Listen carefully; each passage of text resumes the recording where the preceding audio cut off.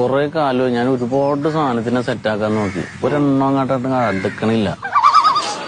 വഴിയിൽ നോക്കിയാൽ മുഴുവൻ ചിക്കുകളാണ്. നമുക്ക് പാകത്തിന് ഒരെണ്ണം അവിടെ സെറ്റാവണില്ല. ഇവിടെ ഈ പ്രായം തോന്നണ്ട എന്റെ മുഖത്ത്. ഇപ്പോഴും ചുള്ളനല്ലേ? എന്താന്നറിയില്ല. ഞാൻ ഒരാളങ്ങോട്ട് നൂലാക്കി വരും, ഒന്ന് സെറ്റാവും, മെസ്സേജൊക്കെ അയക്കും, അപ്പൊ പറയും എന്നെ ബ്രദറായിട്ടാ കാണണേന്ന്.